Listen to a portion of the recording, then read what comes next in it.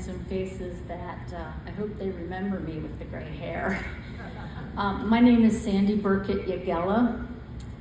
To me, having left Claysburg almost 50 years ago, the Hall of Fame brings out my thoughts of the people who were important to my upbringing.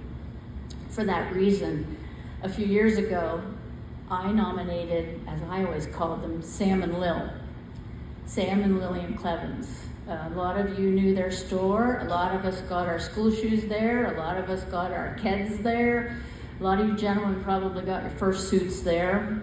It was a quality place, and that was because of the quality people. The problem with nominating an entity that had been around for many years but also gone for many years is that when you are looking for someone to accept the award, there aren't too many of us left.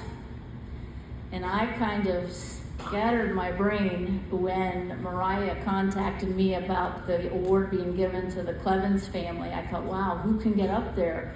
The kids who are in their 80s are not in the area. And a lot of the girls who worked there are no longer with us. There are some people here that are, but my mind quickly went to that person that was up in that scary office, up from the one dressing room where I was always afraid to look up the stairs. Accepting for the Klevans family, someone who knew them very well, Mrs.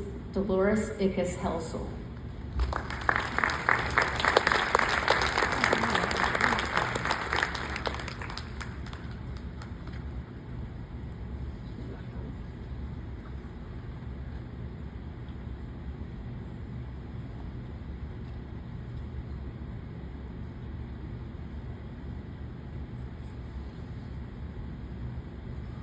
Or something.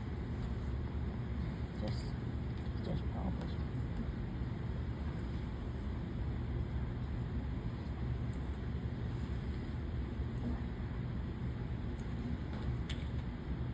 I'm happy to see you all here.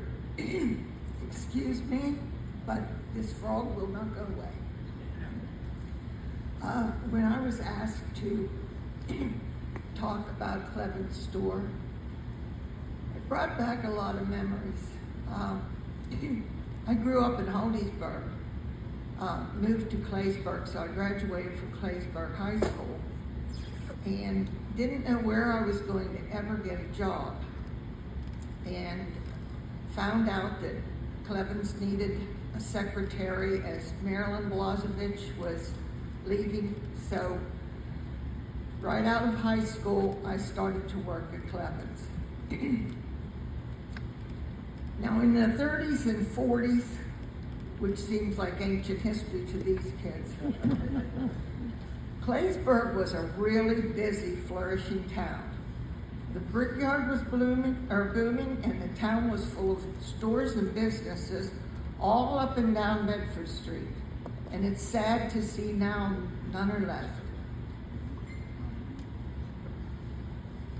Then on December 7th, 1941, Japan bombed our fleet in Pearl Harbor, and the world totally changed for everyone, even us in Claysburg. Sam and Lillian were married in 1940, and they found that their store was in great demand because now gasoline was rationed, and you could only get a couple gallons a week. So people found that Claysburg was a great place to go to Klevans' store where you could buy most anything, and then they wouldn't have to drive to Hollidaysburg or Altoona. Sam had no trouble hiring people. As I look around here, I can see some, and we spoke today of some who are in the audience who worked at Klevans.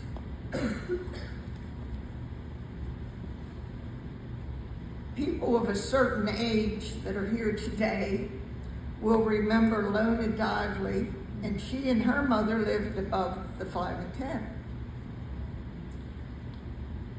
Eleanor Burkett, Rita Lingenfelder, Marie Dodson, Esther Dill, Millie Musselman, Dolores Dybert, Vi Dively, and Dorothy Ebersole.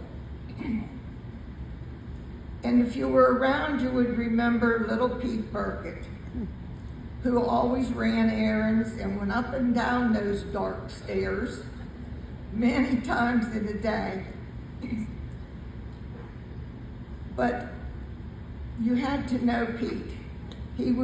His mental capacity was somewhat lacking, but I don't know how the store would have run without him. In later years, Raymond Dodson became manager of the store because Sam's health was beginning to decline. Sadly, Raymond passed away some years ago. And although Sam and Lil lived in Altoona, Sam's heart was with the people in Claysburg. He was affiliated with the Red Cross for many years. He attended the Rotary and all that they did.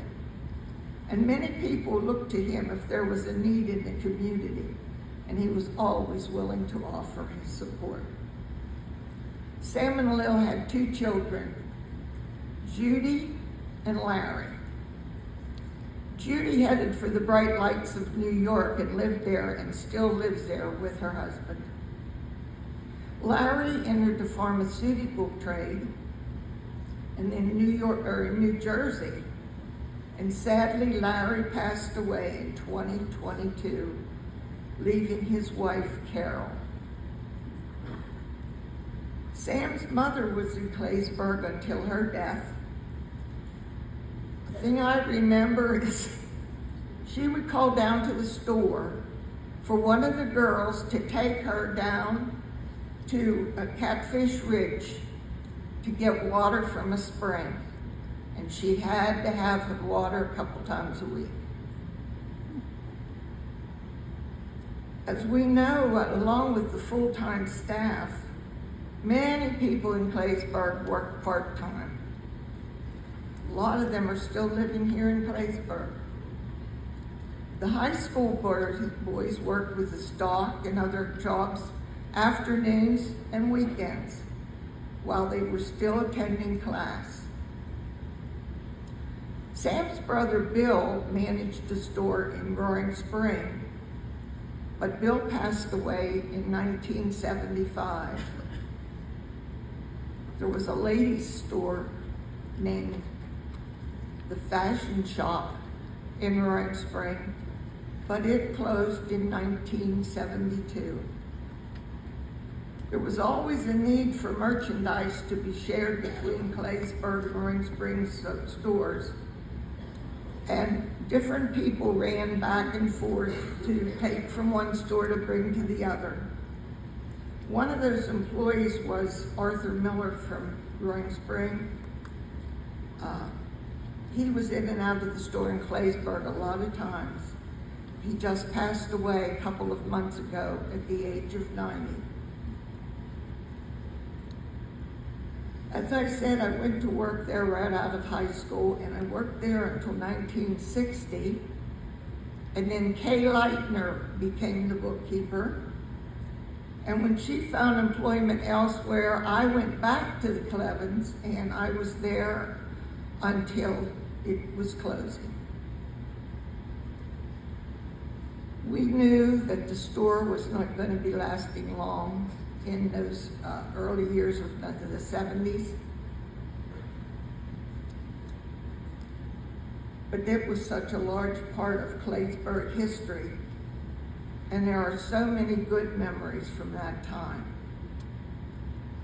The store sold men's, women, and children's clothing, shoes, and other items.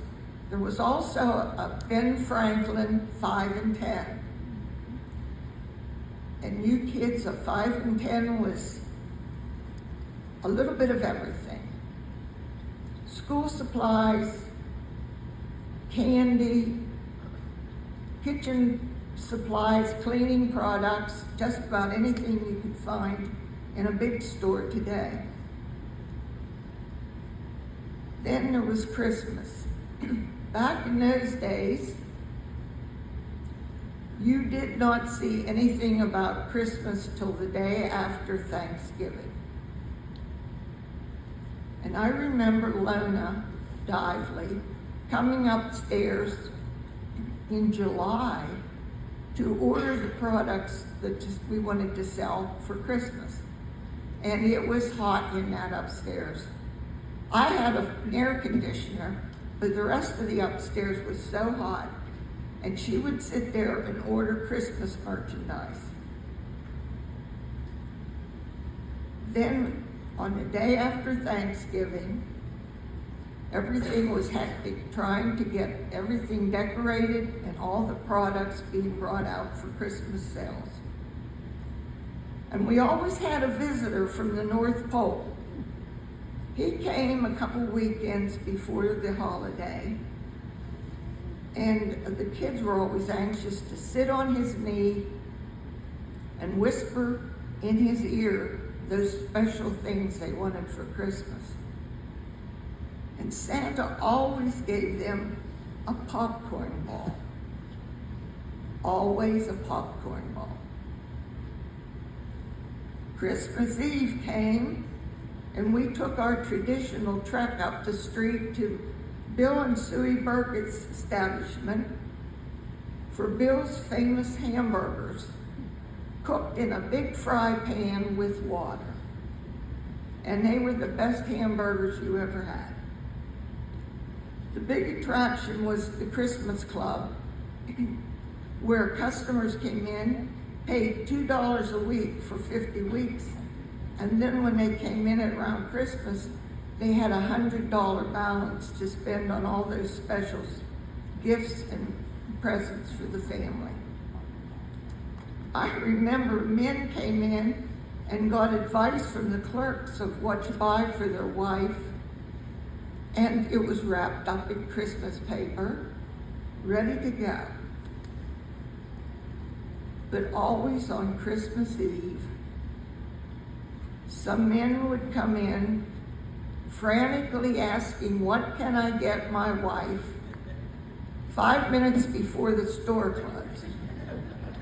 And it was always the same men.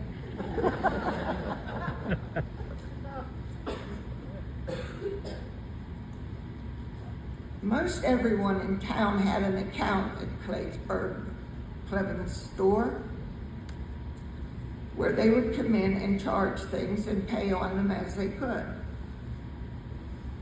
But then a new concept was born: credit cards. Now back then, when people had a credit card, we had to call the bank that had issued the card and get permission for each charge those people made. Can you imagine calling now every time someone charged something? We had clothing and shoes for everyone. That new Easter dress for the little girls. We had dresses and shoes for the ladies. And so many men would come in buying steel-toed boots for their work. Back to school was always busy.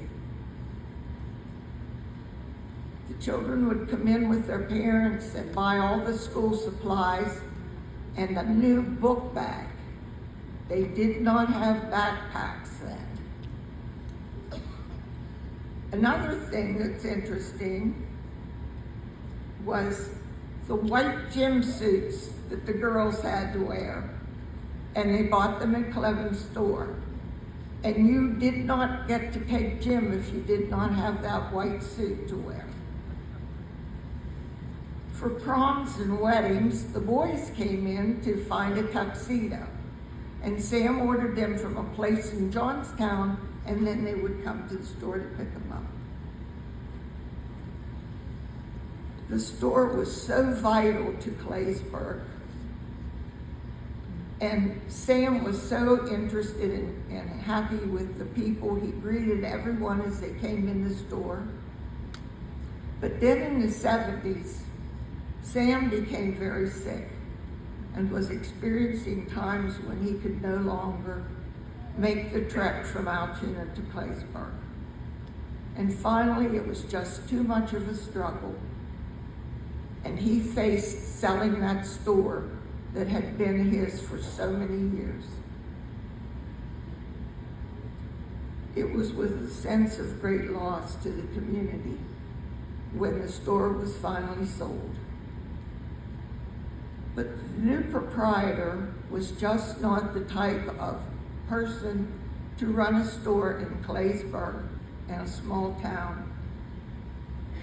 And soon it closed, never to open again, and the lives and the stories of those times faded away and are now remembered by a smaller and smaller group of people in Claysburg. As with most of the other businesses in town, Klevans' store is gone now, living only in the memories or a few lines written in a book somewhere. I'm so happy to be able to share the story of that wonderful store and all those dear people that worked there, because we were all family. And that's the way Claysburg was. Thank you, everyone.